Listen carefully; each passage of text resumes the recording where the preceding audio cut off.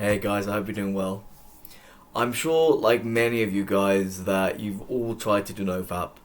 My experience with NoFap, I think I found out about probably when I was about 19, 20. Like, I used to be really bad with fapping, to be honest. Like, some days it'd be 7 times a day. Like, sometimes I'd be like doing work for school or doing work for university, and I just fap right there while I'm gonna be like researching some stuff. Just fucking whip my dick out and just start jerking off right in the middle of some fucking paper about fucking economics of a certain country. You know, it wasn't anything sexual or anything crazy like that. It was just simply I was bored in the moment, and yep, I know what to do. I knew how to fap, and so I was very addicted to fapping. So when I first heard of the whole NoFap thing, because I was so into that, and sort of society tells porn and masturbation and stuff is healthy, which spoiler alert, it's not.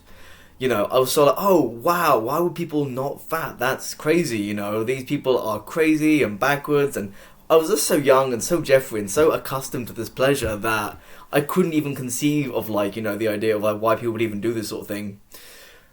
I think when I first heard about NoFap, that must have been around 16, 17, and then 19, 20, I got a bit older, got wiser, and got realizing this is bad. This isn't great. I don't feel good after continuously fapping. I'm stirking off to these fucking images and videos, these fucking pixels, when what I really want is like an intimate personal connection with someone. I'd want to actually make love with someone. I'd want to actually have a divine sort of sexual experience, not just fucking jerk off the pixels on the screen. So I tried NoFap, and like anyone on NoFap really, I never got through to the 90 days. If you're one of the rare few who just go on it, do 90 days and that's it, you're good. Amazing, that is amazing. But like with any kind of addiction, relapse is going to happen. So to think arrogantly that you can cut out cold turkey, especially if you're someone like me, because before we stopped when I was 13, so like half my life I've been like jerking off, but putting it that way. I think I'm 26 now. That is half of my life I've been jerking off. So the idea I can just like stop it here, like, yep, I'm done, yep. It's like, no, it's a conditioned response I've learnt, it makes for good, and I've used it to respond to situations where I'm stressed or I'm confused, or, it's just something you can do and it feels instantly good, and it's a source of instant gratification. So yeah, it's something I've been constantly doing. But my life of Germany has been a lot of guilt and relapse, and like I've gotten probably longest 30 days maybe, and then after that 30 days you just relapse, and it's like it sets you up for failure, because it says achieve this number. If you don't achieve this number of days, you're a failure, and it doesn't work.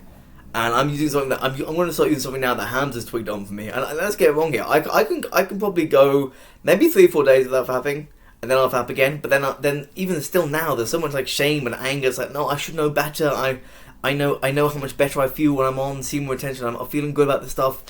It's not worked for me, so I've got to flip the script. I've got to do something different. I've got to do progressive deloading. I can't assume I can just go cold turkey, because it never works. And I always end up fapping, and I always end up feeling guilty about it. So what I'm going to do from now is this month I'm going to let myself basically I can 6 days a week I can fap. Just one day in the week you can't fap. So I didn't fap yesterday, Tuesday today. I'm going to fap the rest of the week. And I'm going to do that for the whole month. For the whole month, that's all I'm going to do. Next month, July, I'm going to do 5 days a week. So just 2 days in that week, I'm not going to fap. Rest of the week I can fap, 5 days. And then from there, 4, and then 3, and 2, and then 1, and then by December, it'll be like no days a week.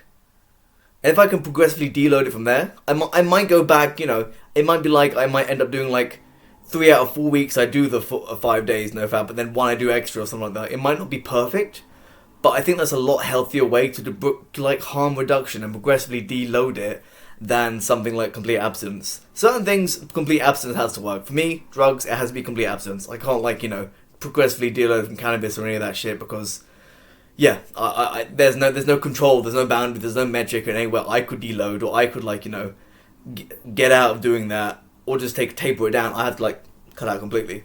But for fapping, and especially things like video games as well, things that are sources of instant gratification but aren't sources of, I guess, constant addiction. I mean, when I smoke cannabis, I'll just want to smoke constantly. I don't want to stop, basically.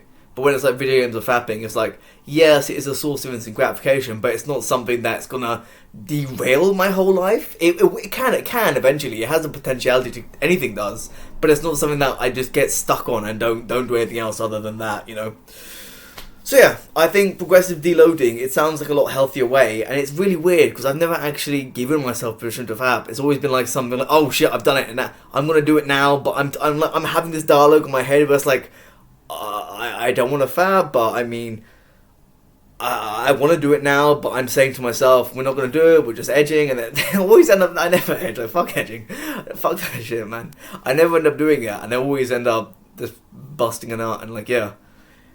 It's I always somehow do it and then it's like, oh, you did it, like why did you do it? But I was doing it in the moment and just thinking, it's like, you know, I play this like suspension of disbelief really when I have done in the past. So now I'm actually going to flip the script and just give myself that permission to do it 6 days as long as we deload it. That's the thing, that's the conditionality. So by December, it could that'll be it. I'll stop. Because this is something I've been doing half my life. So to have the arrogance or to have the kind of like, you know, narrow-mindedness of like, you know, human behaviors and habits to think I could just cut it there and then isn't gonna work. And I've been trying to put that. I've been trying to like be so rigid. Like, oh, I've got to be on semen retention. And I probably fucking, you know, I've got to be on semen retention. But that kind of almost overbearing focus leads to so much shame and relapse and all that shit. So yeah, I'm gonna try progressive deloading. Maybe you guys try it too. But I'm gonna report back on this end of the month, see how that deload's gone, and then yeah, we'll recalibrate from there. But yeah, starting here, I'm going to try that out. And I think it'll work. I think it sounds like a much more healthier way to deal with this, rather than with one that hinges on setting this, reaching this goal, reaching this certain magical number of 90 days, you know, and anything else below that is just failure. And that just harms the self-esteem, you know, that harms a young man's self-esteem so much. I felt so shit, you know, because they got to 30 days and then you have 10 days or 7 days here and a week there, and you're constantly resetting and you're constantly feeling like shit, and it doesn't motivate you. NoFap in a sense just makes me kind of angry and sick, and I kind of like, I see all these NoFap YouTubers, and I used to watch them as well, you know. Captain Sinbad was one guy I used to watch. I don't watch him anymore, but like, you know, he always talks about NoFap and stuff, and they're just, yeah, they foster this environment, this unhealthiness environment of shame and guilt and never making a mistake again. You know, I wonder if they themselves practice what they preach, you know. I don't think they're all magical gurus who could just restrain their semen and, you know, like solve the answer to the universe from that powerful essence. But yeah, progressive deload is a much more healthy and realistic way, I think, to go about just reducing any kind of bad behavior. Anyway, guys, remember, choose purpose over pleasure. Mwah!